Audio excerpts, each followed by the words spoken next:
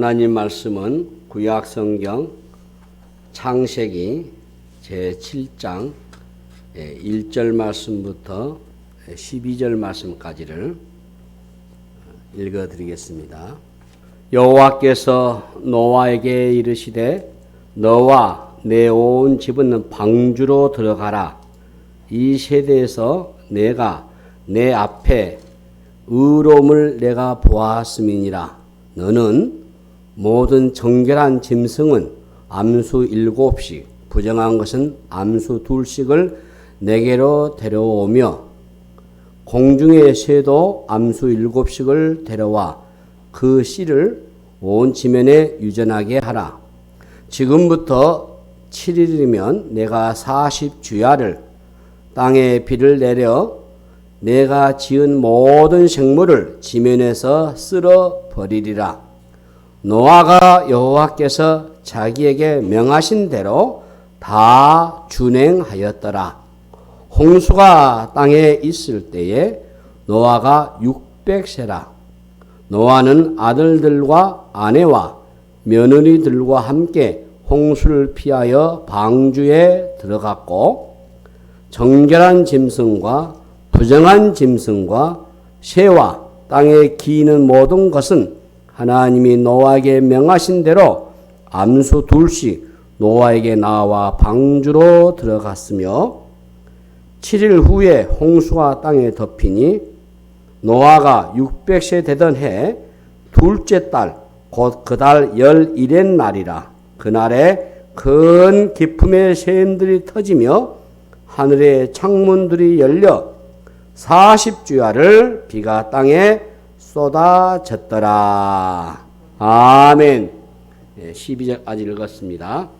우리 인사 나누시겠습니다. 옆에 계신 분들과 함께 이 자리에 오신 당신은 이 세상에서 가장 아름다운 분이십니다. 예, 감사합니다. 금년 2024년 동안 그야말로 하나님이 주시는 해다 여기시고 우리 교회 슬로건처럼 큰 기쁨을 갖는 교회도 그렇고 여러분들 각자의 심령도 여러분 가정에도 큰 기쁨이 있는 그런 해가 되기를 바랍니다. 이 순간이 모여서 하루가 되고 하루가 모여 1년이 됩니다.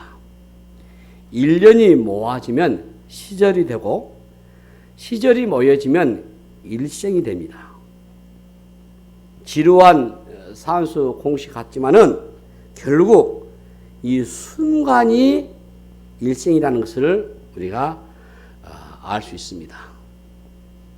성경 골로새서 4장 5절 말씀 보면 지혜로 행하여 세월을 아끼라. 여러분 이 순간을 잘 아끼셔야 돼요. 순간을 아껴서 사람을 사랑하고 우리 하나님을 사랑하셔야 돼요. 어제까지 실패를 했다면 오늘이라는 이 순간, 이 시간, 오늘 주님이 주시는 이 순간이 우리의 인생의 전환점이 되기를 바랍니다. 계속해서 이 창세기 1장부터 지금 말씀을 강의하고 있습니다. 오늘은 대홍수 심판인데요. 이 심판과 구원은 성경 안에서 계속해서 얘기해 주는 메인 주제입니다. 하나님은 악에 대해서 완전한 심판을 하셔요. 세상에서 우리는 불법에 대한 불완전한 심판을 경험하죠. 그것은 인간의 한계입니다. 인간이 만든 이 법의 저울은 어느 한쪽으로 기울어져 있을 때가 많습니다. 그러나 하나님의 심판은 공정하고 완전하셔요. 또 하나님은 의인과 악인을 구별해 내시고 악을 반드시 우리 하나님은 징벌하십니다. 여러분들이 창세기를 통해서 명확하게 발견된 것이 바로 인간의 실패입니다. 인간은 좋은 세상을 만들려고 꿈을 꾸고 예를 쓰겠지만은 결국은 실패합니다. 왜냐하면은 인류 전체는 이 죄에 중독되어 있고 죄인은 스스로 더 나은 삶을 살 능력이 없기 때문인 것입니다. 대홍수 이 심판은 인간의 실패, 인간의 죄악이 갈 때까지 가는 것에 대한 하나님의 징벌이다 라고 우리가 아셔야 돼요. 이 대홍수 심판은 창세기 7장에서부터 실제적으로 일어났습니다. 그동안 예고했던 것이 실제가 되는 장면이에요. 하나님은 심판할 수밖에 없는 그 상태에 이른 이 세상을 심판하셔요. 우리가 기억할 것은 하나님은 죄를 그냥 지나치시지 않으신다라는 것입니다. 죄는 반드시 심판을 받습니다. 작은 죄도 심판을 받습니다. 여러분 꼭 기억하셔야 돼요. 지금 살아가는 동안에도 끊임없이 크고 작은 심판이 있습니다. 그리고 인류의 마지막 날 이 노아의 홍수처럼 모든 것을 정리하는 완전한 심판이 올 것입니다. 자, 우리 본문 4절을 보시면은 지금부터 7일이면 내가 40주야를 땅에 비를 내려 내가 지은 모든 생매를 지면에서 쓸어버리리라 이렇게 말씀하셨어요. 또 본문 11절 12절 보시면은 노아가 600세 되던 해 둘째 달 곧 그 달 11의 날이라 그날에 큰 기품의 샘들이 터지며 하늘의 창문들이 열려 40주야를 비가 땅에 쏟아졌더라 이렇게 말씀을 하십니다. 정확한 숫자를 얘기하면서 그 시기를 알려주고 있습니다. 이 노아의 홍수는 애매모호한 신화나 설화를 얘기한 것이 아닙니다, 여러분. 역사 속에 정확하게 있었던 사건입니다. 하늘에서 비가 많이 내릴 정도가 아닙니다. 하늘과 땅이 열려서 40주야로 쏟아진 대홍수인 것입니다. 하나님의 명령이 노아에게 떨어졌습니다. 본문 1절을 보시면은 여호와께서 노아에게 이르시되 너와 내 온 집은 방주로 들어가라. 이 세대에서 내가 내 앞에 의로움을 내가 보았음이니라. 그리고 본문 7절을 보시면은 노아는 아들들과 아내와 며느리들과 함께 홍수를 피하여 방주에 들어갔고 이렇게 되어 있고 마지막으로 13절을 보시면은 곧 그날에 노아와 그의 아들 셈, 함, 야벳과 노아의 아내와 세 며느리가 다 방주로 들어갔고 이렇게 되어 있어요. 눈에 띄는 대목 있죠. 눈에 띄는 대목은 노아 가정 전체가 구원을 받았다고 하는 것이에요. 이 창세기 6장 2절을 보시면은 하나님의 아들들이 사람의 딸들의 아름다움을 보고 자기들이 좋아하는 모든 여자를 아내로 삼는지라 이렇게 말씀하면서 그 시대의 타락상이 크게 달았다는 것을 알 수 있어요.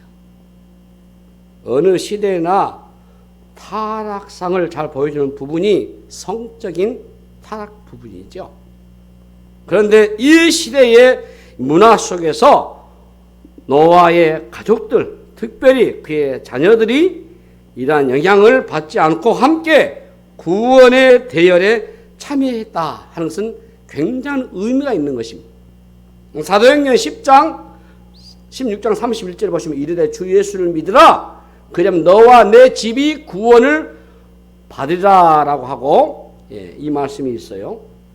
노아의 아들들 가운데 한 명이라도 구원을 얻지 못한다면 얼마나 안타까운 일이겠습니까? 이처럼 우리도 내 자신만의 신앙으로 만족하고 끝나면 안 돼요. 곤란해요. 여러분의 배우자를 말할 것도 없고 자녀들의 신앙을 위해서 관심을 깊게 쏟으셔야 돼요. 세상에서 다른 모든 것에 성공을 거둬도 여러분의 자녀들이 구원을 얻지 못한다면은 그것 또한 심각한 거 아니겠습니까? 자녀들의 신앙생활을 이끌어줘야 할 책임이 오늘 우리 부모에게 있잖아요. 자녀들이 살아가는 이 세상의 문화는 죄악이 관영한 그런 시대 속에 있잖아요. 특별히 우리 부모들이 우리 자녀들에 대해서 많이 기도하셔야 돼요. 아주 많이 기도하셔야 돼요. 쉬지 않고 하셔야 돼요. 노아의 아들들과 며느리들까지도 구원의 반열에 들어갔다라는 것에 주목하셔야 돼요. 로마서 12장 2절 말씀 보시면 너희는 이 세대를 본받지 말고 오직 마음을 새롭게 함으로 변화를 받아 하나님의 선하시고 기뻐하시고 온전한 뜻이 무엇인지 분별하도록 하라고 했습니다. 여러분, 이 세대를 본받지 말라는 것이 무엇일까요? 이 세대의 정신, 그 정신을 흘러나오는 문화들 모두 다 포함됩니다. 그리스도인의 새로운 삶은 이 세대를 본받지 않기 위한 부단한 노력이 필요한 겁니다. 기준을 느슨하게 하는 순간에 세상에 합류되고 말아요. 이 세상 전체가 죄에 중독되어 있잖아요. 그런데 놀랍게도 이러한 세속화의 출발점이 사실 결혼에서부터 시작돼요. 그냥 결혼을 위해서 기도를 그렇게 많이 하라는 의미가 그 안에 있는 거예요. 러시아의 격언에 결혼을 위해서 강조하자. 기도를 많이 할 것을. 우리의 신앙을 타협하고 믿지 않는 자와 함께 해버린다면요, 이 세속화의 영향을 받을 수밖에 없어요. 새해 첫 주이기 때문에 오늘 오후 예배는 여호수아 1장을 통해서 하나님이 여호수아에게 주는 그 위대한 명령에 대해서 그 어떻게 행했는가. 사실 이스라엘 백성들이 애굽에서 가나안에 들어갔을 때 했던 일이 무엇입니까? 거기에 어마어마한 족속들 다 제거하는 겁니다. 한 사람 남기지 않고 다 쓸어버려야 돼요. 왜? 동화돼 버리거든요. 이 문화에 협력이 돼가지고 결국 이 일을 하지 못해가지고 여호수아 24장에 보면은 여호수아가 죽기 전에 고별 설교할 때 오직 나와 내 집은 여호와를 섬기겠다, 그런 결심을 하고 각오를 하고 선언을 하지만은 그 백성은 다 그렇게 하겠다 했어요. 돌아가니까 그 신앙이 남아 있습니까? 그럴 수 없는 거예요. 오늘날 우리가 오염되고 있는 이 시대를 지금 살고 있잖아요. 이 환경 공해도 심각합니다. 우리도 모르게 늘 먹고 있는 이 음식물들에게 발암 물질이 있다는 발표를 보면 얼마나 우리가 섬뜩합니까? 응? 여러분들이 생선을 잡수셔도 그 안에 미세한 플라스틱 가루들이 있어서 다이옥신 같은 성분이 들어있다고 하잖아요. 그런데 이런 것은 눈에 보이는 것들이거든요. 이 시대의 문화 속에 있는 오염도는 그것보다 훨씬 더 심각해요. 노골적인 폭력성과 음란성은 상상을 초월해요. 단단히 여러분들이 무당하지 않으면은 특히 우리의 자녀들은 세상에 다 뺏겨버려요. 다 뺏겨버려요. 제 기준이나 제 인식도 현저히 약화되어 있어요. 우리가 이런 세상 속에서 개인의 구원만으로 만족하지 않고 이 가족의 구원을 위해서 열심히 노력하셔야 돼요.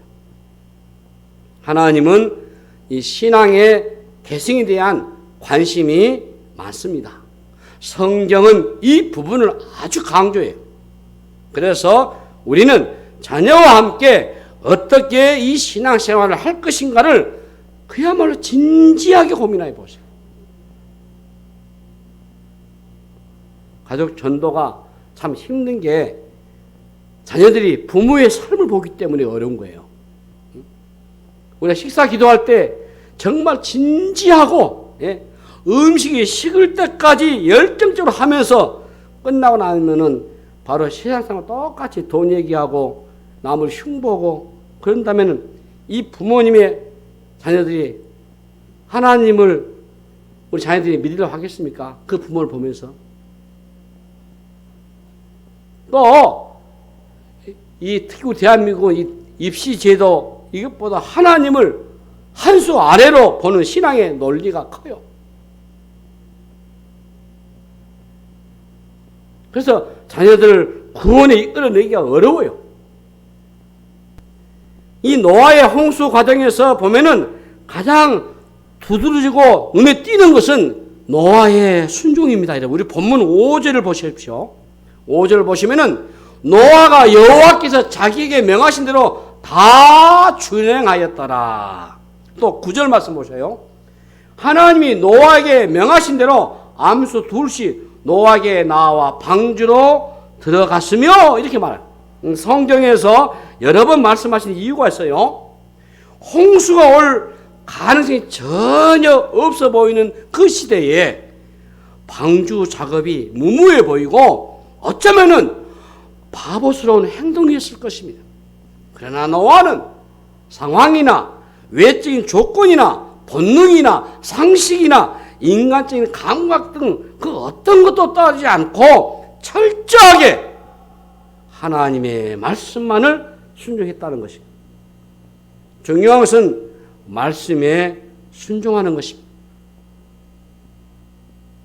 우리 교회가 2024년도 슬로건을 누가복음 24장 23절 이하에 보면은 예수님이 승천하시고 그걸 본 주의 자녀들이 제자들이 크게 기뻐하고 하나님의 성에서 날마다 찬송하고 기도했다는 내용이 나와요. 그런데 중요한 것은 여러분들의 우리 교회 공동체가 여러분들의 가정에 그러면 큰 기쁨이 있기 위해서는 반드시 먼저 말씀을 순종하셔야 돼요. 말씀을 순종하셔야 이런 큰 기쁨이 있는 줄로 믿습니다. 말씀에 순종합니다. 그런데 중요한 것은요, 이 순종에는 타이밍이 중요한 거예요. 창세기 7장 16절 보시면은 들어간 것들은 모든 것이 암수라 하나님이 그에게 명하신 대로 들어가매 여호와께 그를 들어보내고 문을 닫으시니라 이렇게 말씀되어 있어요. 그러니까 정확한 시간에 비가 내리고 정한 시간에 방주로 들어보내셨고 정한 시간에 방주 문을 닫으셨어요.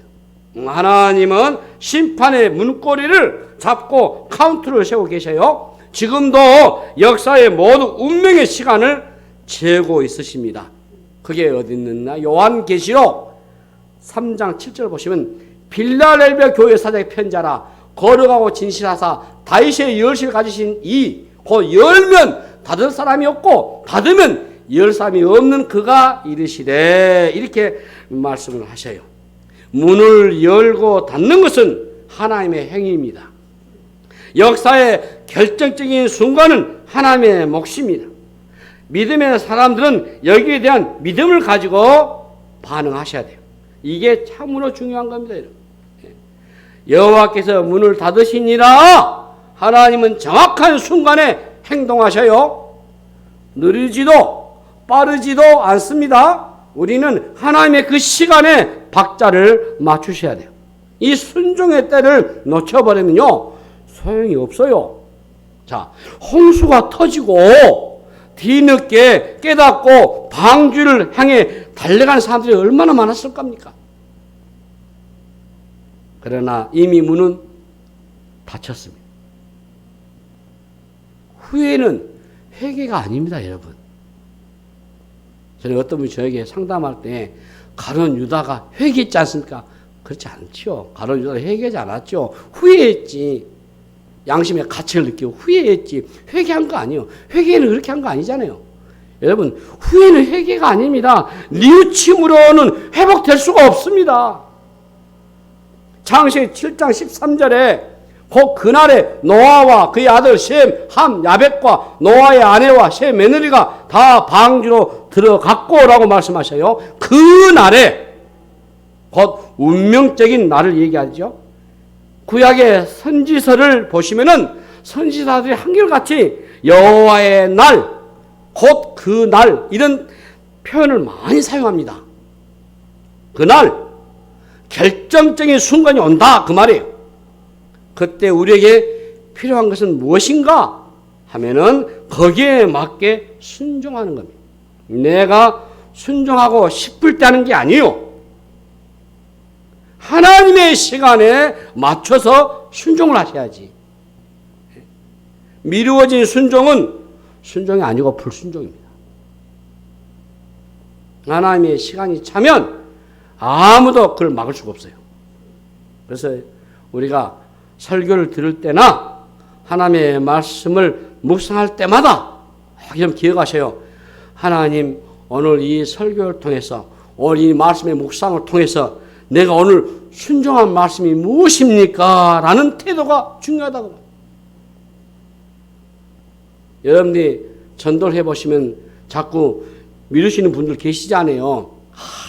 내가 사업 정리되면 교회 나가겠다고. 그죠? 예.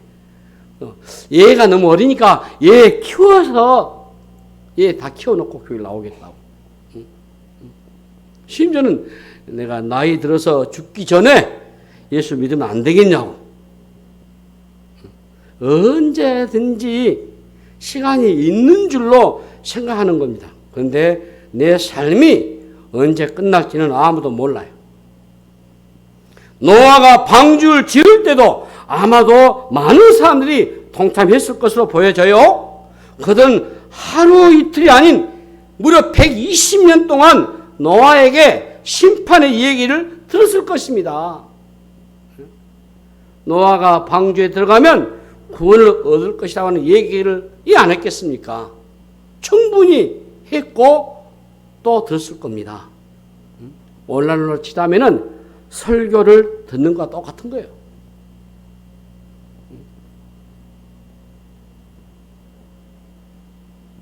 제 절친한 목사님이 저 설교를요, 우리 홈페이지 들어가가지고 5번씩 든다 그래요. 내가 자네 설교를 좀 보내주소. 자기는 시골 교회이기 때문에 못한다고. 언제 만나서 원고를 좀 나누자고. 저는 원고를 늘 써가지고 이렇게 써서 하기 때문에, 제가 원고를 다 모아놨기 때문에, 내가 주겠다고. 듣고 또 듣고 계속 여러 번 반복 들어가니까 무슨 단어를 쓰고 있고 어떤 언어를 많이 좋아하고 흐름 잡죠.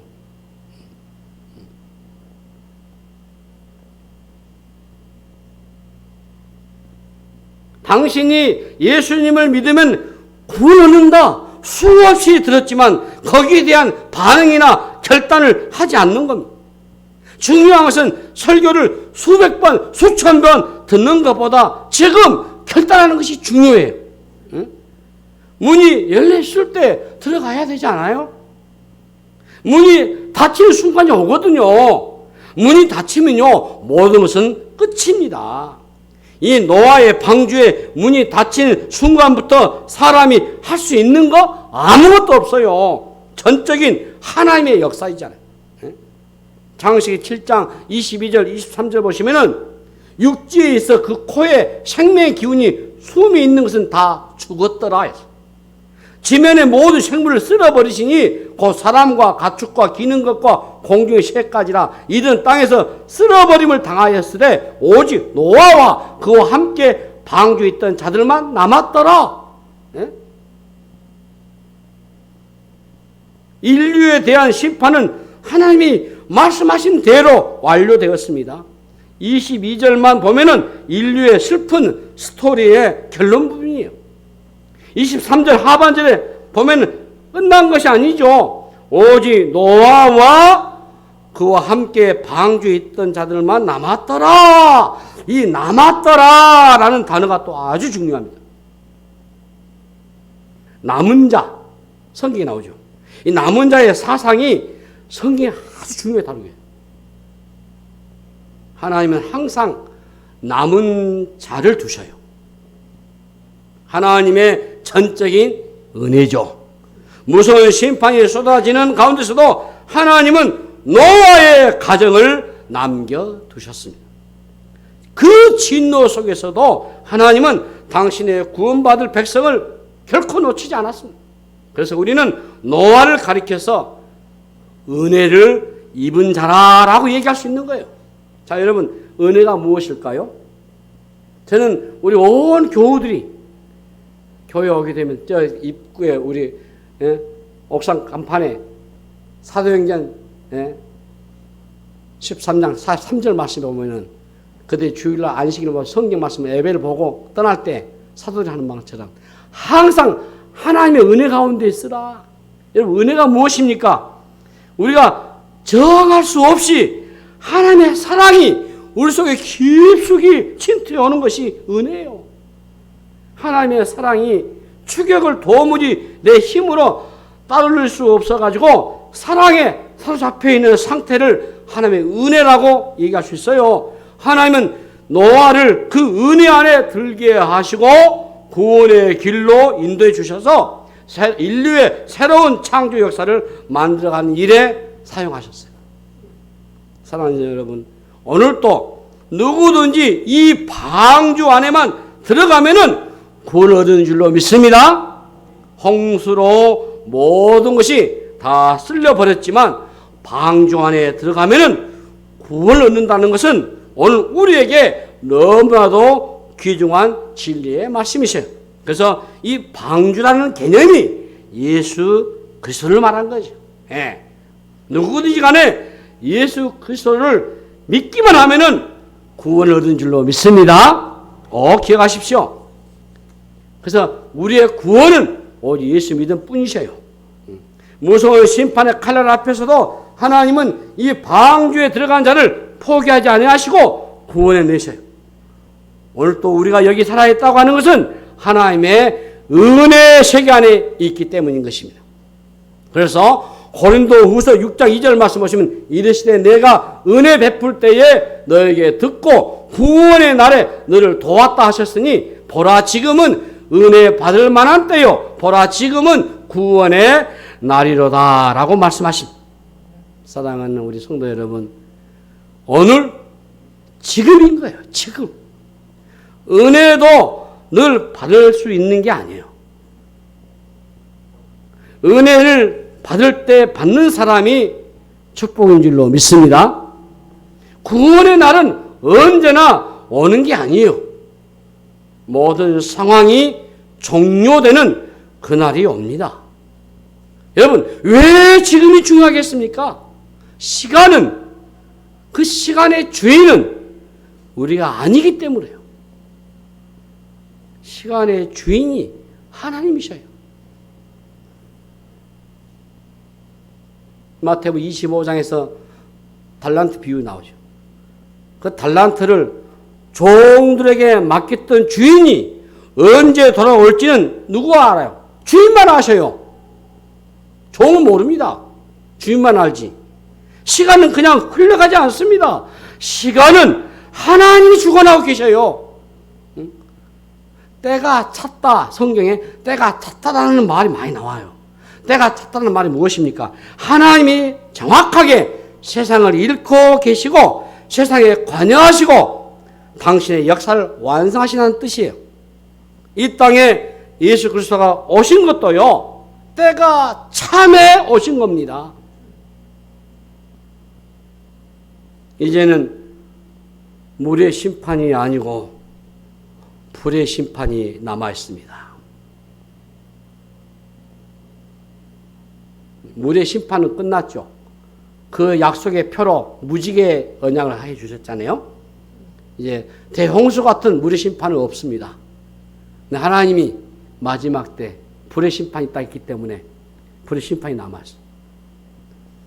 그날은 점점 가까워지고 있다고 봅니다. 그렇다면 오늘 우리가 해야 할 일은 무엇이겠습니까?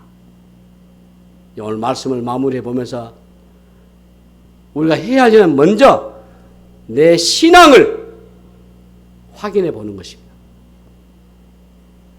저는 목사로서 이 세배성 교회를 담임하고 있는 목사로서 여러분들의 신앙을 확인하고 싶습니다. 리얼 크리스찬, 정말로 진짜의 그리스도인이 누구인가? 한 분도 구원을 잃어버리지 않고 정말 예수를 믿는 사람들로 가득 찬 하나님의 교회가 되기를 바랍니다. 유사 그리스도인이 아닌, 유사라면 한문로 사이비, 가짜 하지 말고 비슷비슷한 거 아니고요. 진짜 예수 믿는 사람들, 주님의 십자가의 정확하게 십자가를 이해하고 내가 죄인임을 깨닫고 예수님을 구주로 삼는 참 신실한 새 백성, 그런 우리의 성도가 됐으면 좋겠다. 교회에서 10년, 20년 다니는 거 그렇게 중요하지 않습니다. 교회에서 봉사 많이 하는 거 그래도 구원 못 받을 수 있어요. 직분도 전부가 아닙니다. 심지어 목사가 돼도 구원을 못 받을 수도 있어요. 이 시대에 내 자신에게 내가 정말 예수님을 믿는가? 여러분에게 매 주일마다 내가 주 예수님, 내가 항상 강조하시, 내가 주님을 구주로 믿습니다. 믿음 고백하라는 이유가 확인해보고 솔직하고 좀 확인해서 자신의 신앙을 점검하는 게 정말 중요하다. 또 하나는 내가 예수 믿는 것을 만족한 게 아니고 우리가 이 복음, 영광의 복음, 이 생명 복음이 전하는 거예요.